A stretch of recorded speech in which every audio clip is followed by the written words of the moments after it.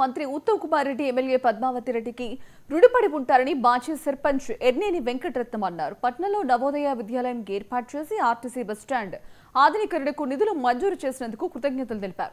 ఈ సందర్భంగా మంత్రి ఉత్తమ్ ఎమ్మెల్యే పద్మావతి ఫోటోలకు పాలాభిషేకం చేశారు.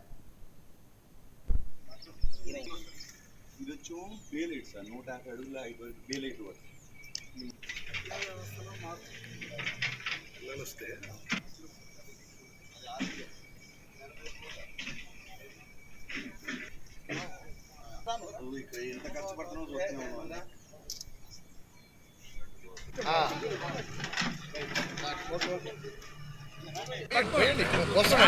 వస్తాడండి.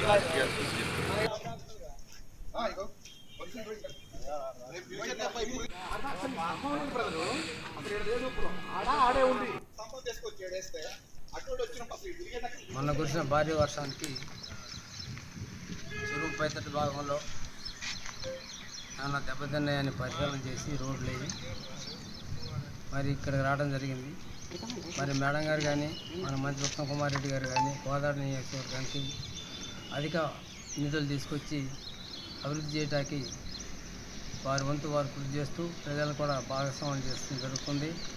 మరి ఇక్కడ నవోదయ స్కూల్కి 19 ఎకరాలు తీసుకుంటమే కాకుండా దానికి దాదాపు 60 కోట్లు మరి శాంక్షన్ కూడా చేసి ఆ స్కూల్ కూడా ప్రారంభం చేయడానికి సిద్ధపడుతుంది. అలాగే గవర్నమెంట్ హాస్పిటల్, 100 పడకల హాస్పిటల్, మరి అదేవిధంగా శ్రీరంగపురం స్కూల్లో కూడా ఒక హాస్పిటల్ జరుగుతుంది. త్వరలో కోదాడ ప్రజలకి సిటీ స్కాన్ కూడా అందుబాటులోకి వస్తుంది. మరి దాన్ని కూడా నారాయణ గారు, మంత్రి గారు, ఆరోగ్య శాఖ మంత్రి గారు భారీ ఎత్తున ప్రారంభోత్సవం చేయడానికి సన్నద్ధులవుతున్నారు.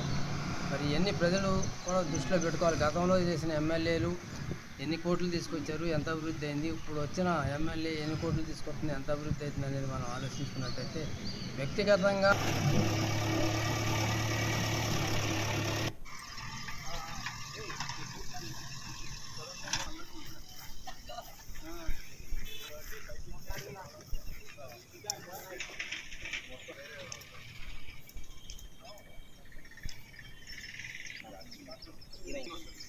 ఇది వచ్చి బేలైట్ సార్ 150 అడుగుల బేలైట్ వర్క్.